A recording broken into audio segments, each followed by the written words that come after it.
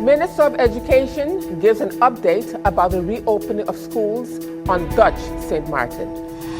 On French St. Martin, First Vice President of Collectivité has announced the reopening of schools on French St. Martin. But first up, CEO of the airport answers questions about the status of their financial situation. Those are the headlines for Wednesday, May the 13th, 2020.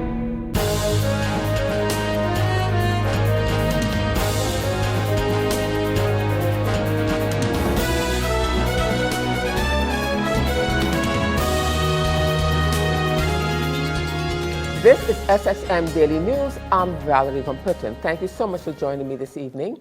We have a packed newscast for you this evening as usual, so let's get started. The urgent public meeting of Parliament to discuss the financial situation of the Princess Juliana International Airport and the rebuilding of same was reconvened on Tuesday, May the 12th, 2020. The meeting was originally requested by members of Parliament Christophe Emmanuel, Claudius Moncamper, and Akeem Arundel on February the 24th, 2020. Two of the points that were discussed last evening were the financial situation of the airport and the funding for the reconstruction and the resignation of the airport's CFO, the Chief Financial Officer. In his response to questions that were posed to him by members of Parliament, Chief Executive Officer of the Princess Juliana International Airport, Brian Mingo, gave a breakdown of the financial situation at the airport after the airport was destroyed by the 2017 devastating hurricane season. Prior to April 24, $4 million was done for the remediation, $5 million for hurricane preparations. After April 24th, $20 million repayment of the bridge loan and $12.3 for reimbursements for other prepaid out-of-pocket expenses of the airport. Currently left in the restricted insurance account over $30.5 million.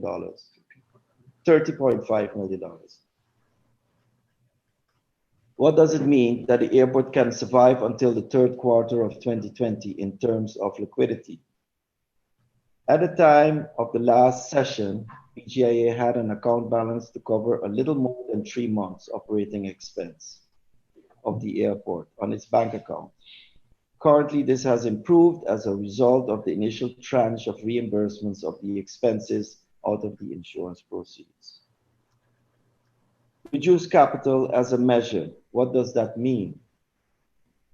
PGIA had planned investments consisting of design and remedial preparation work for the reconstruction of the terminal, as well as number of projects such as replacement of tools, equipment, and fire trucks, refurbishment software, works on hangars, resurfacing and rehabilitation work.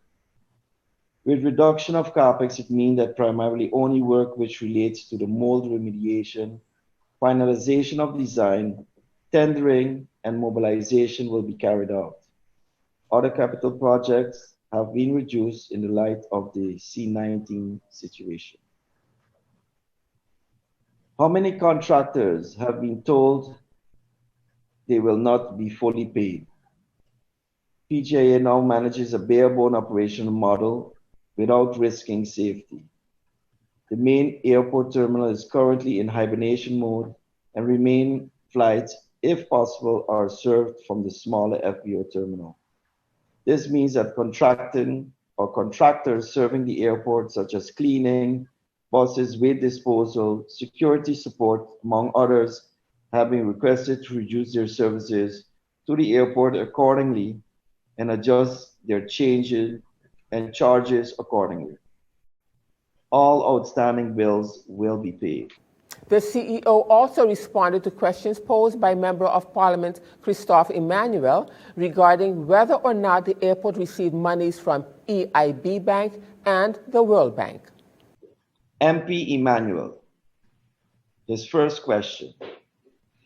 Airport is waiting on a letter from government to receive the funds. If that's the case, did you receive any monies as yet from the World Bank and EIB Bank? If not, how is it possible if there was an article on approval of the funds? What happened between the article? 3 weeks ago, and now, what letter are you waiting for? These are multiple questions in one, so I will answer. The answer of the airport is, we have not received any funds from the World Bank and EIB as yet. The article probably refers to the steering committee giving a green light after all governance conditions were met. This was an important milestone. The St. Martin government and PGIA Airport has since received the formal World Bank effectiveness letter, which confirms that all preconditions were met, so the project can start. Is it true that the airport is renegotiating the terms with Corgan as one of the conditions for the release of the funding? The airport wants to take the project management part of the project from Corgan and give it to Schiphol. Is that true or false? If it's not true, can the CEO explain what was the reason for the travel to Texas to meet Corgan? The airport is not trying to give the project management to Schiphol. The visit to Corgan was a reference visit and served to outline other details of the project. We were also able to discuss a payment plan for outstanding invoices and the work still needed to be carried out. Does Schiphol Group have any agreement with Corgan? If the answer is no, can we receive an explanation why Schiphol representative traveled to the airport, Texas, to renegotiate the terms? Schiphol is a supporting part of the airport project team. During the visit, we discussed bottlenecks issues in the design and technical specifications and how we would be able to address them. Even discussed a risk analysis. A representative of Schiphol provided technical assistance to the airport in these discussions. And in responding to Member of Parliament Christophe Emmanuel's questions regarding the position and whether or not the CFO has resigned, the President of Parliament, Rolando Bryson, also questioned the resignation of the CFO, Gerben Stavast. The President of Parliament was critical of the CEO and told him he wanted clarity on the technical support and what is the situation of the evaluations of the management of the airport. We will first start with Chief Executive Officer of the airport, Mr. Brian Mingo. Did Mr. Stavast officially resign? Can the MPs receive a copy of the resignation letter? I do understand that he is still employed at the airport and by Schiphol. Is that true, yes or no? No, Mr. Stavast has not officially resigned. He is still CFO of PGIAE. Mr. Stavast is employed by Schiphol only. He is working on a secondment service agreement basis for the airport. Is Mr. Stavast still on the payroll of PGIAE? Mr. Stavast is not on the payroll of PGIAE. And that we mean Princess Juliana International Airport, exploitatiebedrijf, zoals the airport. I'm going to refer that to the airport because acronyms this afternoon is a little difficult for this meeting. And I would also like clarity on the fact that the CEO mentioned Schiphol is it gives technical support. Well, where was the technical support of Schiphol in helping us fast track this? Because then, if not, then what's the use of them if they can't at least get the bidding process done quicker and do the BOQ as the CEO stated? Mr. Chairman, I would also need clarification since the CEO was unable to answer directly my question about the management, in particular the managing directors, the CEO and the COO, and their evaluations. In his response, he stated that that is something for the supervisory board. For that reason, Mr. Chairman, I would ask if the Prime Minister can clarify for us what is the situation with regards to the evaluations of the managing directors of the airport, which are commonly called the CEO and the COO. Can we get that answer then from the government instead, since the CEO can't answer? One more, I believe, was from MP Bryson, pertaining to the evaluation of the Cs of the airport. The supervisory board is charged with that and have started the process. And due to COVID-19 taking precedence in terms of actions and priority decision-making. It has not been finalized, but I will, as chair of the Council of Ministers, request an update directly from the Supervisory Board on this and forward that information to Parliament as soon as it has been received. And still to come, Minister of VSR announces the launching of a food voucher program. We'll have the details of that story and much more when SXM Daily News returns.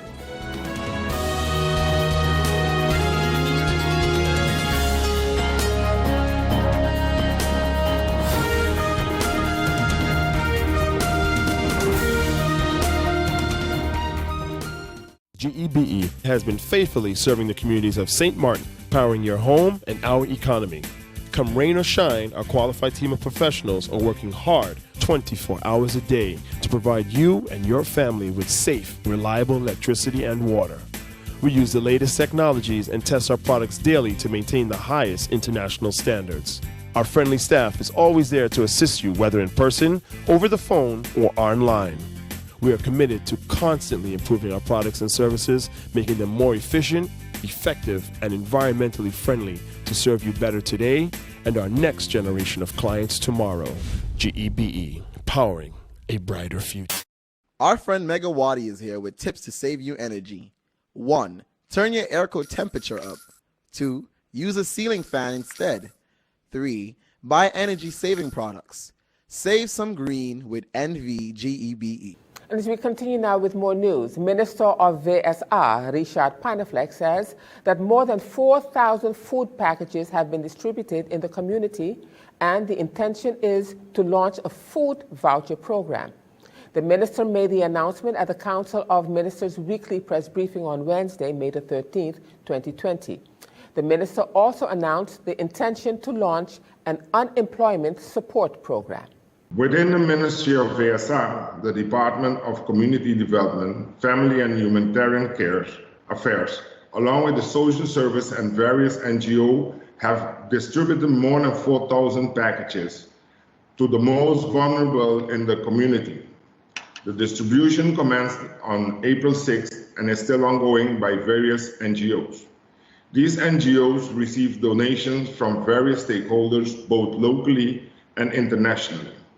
The intention with the short is to launch the food voucher program, which will provide persons with a stipend to be able to purchase groceries themselves.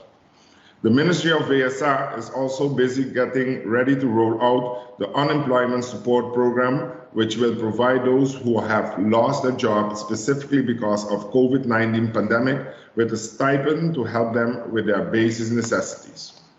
I would like to give a sincere thanks to the various community councils that have joined together with a goal to approach local and international businesses and associations seeking funding to provide food packages for the most vulnerable in the communities. This initiative was done recognizing that government cannot do it all on its own, and the community councils stepping to the plate to assist in these challenging times as they strengthen and promote the well-being of their communities. Yesterday, I had the pleasure of meeting the employee and employer representatives that form part of the labor tripartite partners. We met with both groups separately to listen to their concern. Next week, we'll meet further to discuss those concerns together and seek consensus on plan of approach moving forward. Also, the payroll support was brought up. As our labor sector will be severely impacted due to economic consequences of COVID-19 pandemic, we will continue to have meetings on a regular basis to discuss the labor challenges resulting from the pandemic, etc. Hope to have more updates on this matter for the general public at the soonest. And at the weekly Council of Ministers press briefing today, Minister of Education, Dr. Rodolphe Samuel, updated the press about the students who have to take their CXC exams. He also updated the press about the reopening of schools on Dutton Martin, which will take place in August for the 2020-2021 school year. According to the minister, that is another process, and it is being discussed with the various school boards. Yes, you would read in the phase opening of the country that schools will be open, but when you look closely, you would see the remark, depending if they are ready. What we are doing at this moment, at the final part of the school year, is making it possible for those students who are finalizing their exams to do so. It is not the intention to have all the school children come back to school at this moment in the final time of the year. It is for those institutions that have the exam classes where some of the students would have to do resits, and then you can think on the students that have to do the CXC. These students will be accommodated in order to get the final exams finished. We are working with the schools that are doing this, and also with, let's say, the USM, the NEPA. What you need to think on is that we need to have proper distancing taking place. We have to take safety protocols into consideration. So when the schools indicate that they need to bring students to the school, together with the Department of Healthcare, the Ministry of Education would make sure that all the safety measures for the students are in place. It can be so that 1 or 2 school buses will also be needed in order to bring these children to the various locations. And we have been having meetings with the school buses in order to also explain these situations. The reopening of schools in August is another process, and that process too is being discussed with the various school boards in order to make sure that when August comes, all the safety protocols are in place in order to make sure that the school boards, the managers, the teachers, the students, and the parents, and everyone involved in education can be safe. It is understandable that we would have teachers who would have underlying issues, or teachers who we might decide because of age they are more at risk than others. And when school reopen, it might be possible that some of these students, these teachers would not return to school. So an assessment is also being done in order to see when school open, how we stand with teachers, who would be home, who would be in school.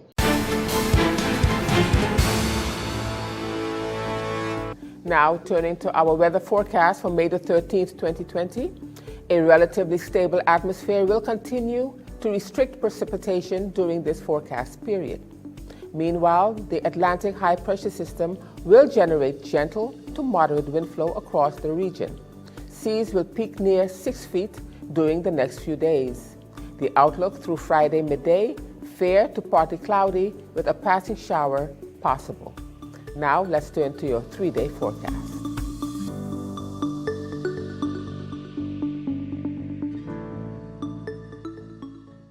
And still to come, leader of the MJP, Councilman on Francine Martin, is concerned about the safety of the schools. We'll have the details of that story and more when SXM Daily News returns.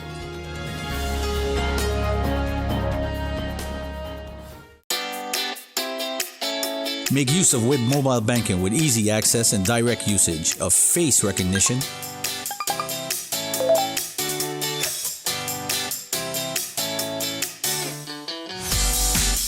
PIN code,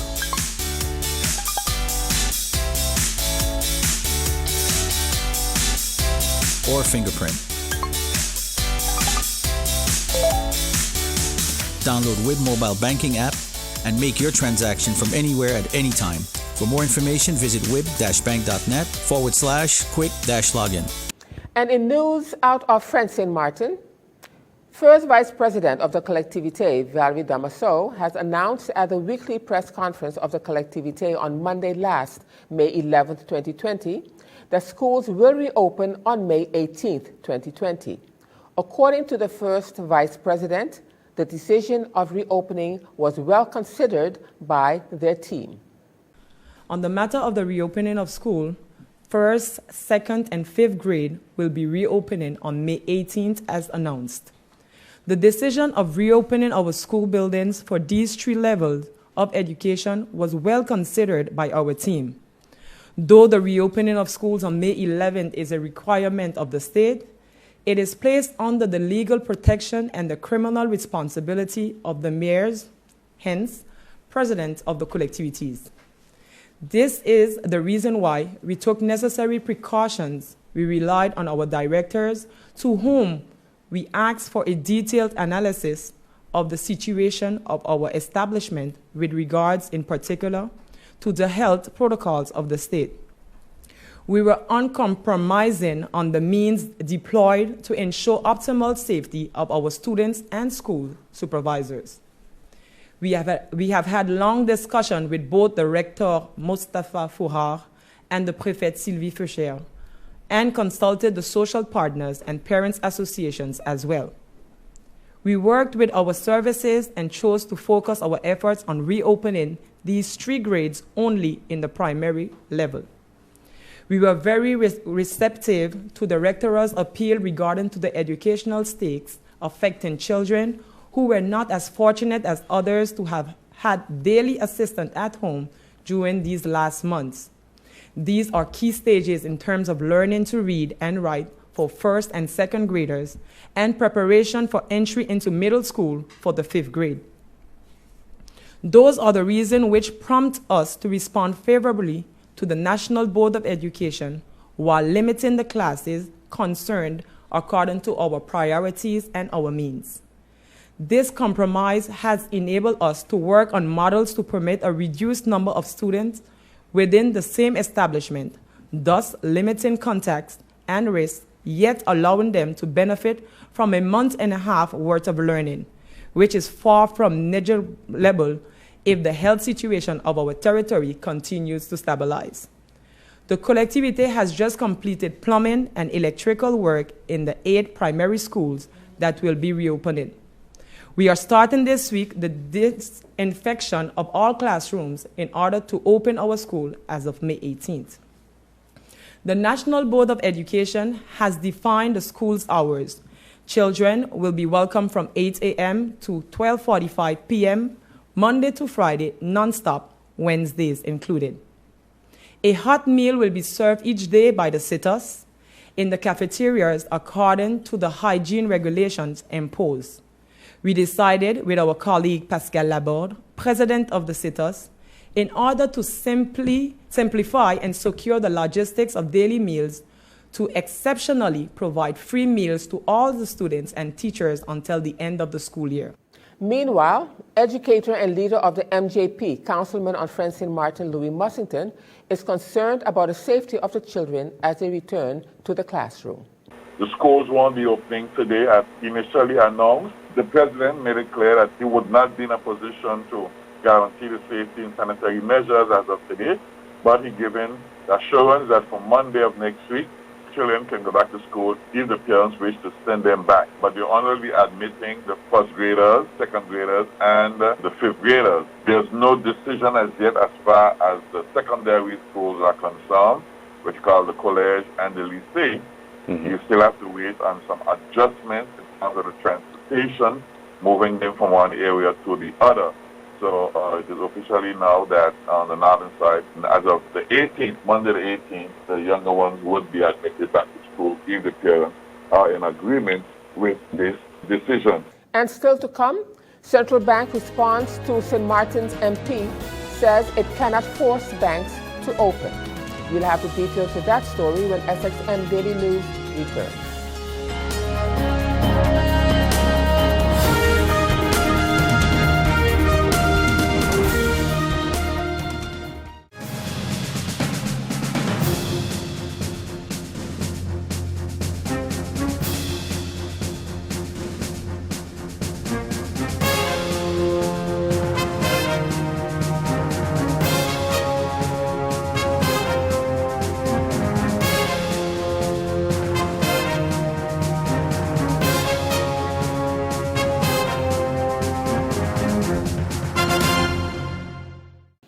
And as we end this edition of SXM Daily News for this evening, the Central Bank for Curaçao and St. Martin, CBCS, has responded to United People's UP Party Member of Parliament, MP Rolando Bryson, who, in a letter dated April the 21st, urged CBCS to take a number of urgent actions to help ease the blow of the coronavirus COVID-19 crisis in St. Martin within 2 weeks of receiving his letter, or make their positions available for persons who are willing to help the country.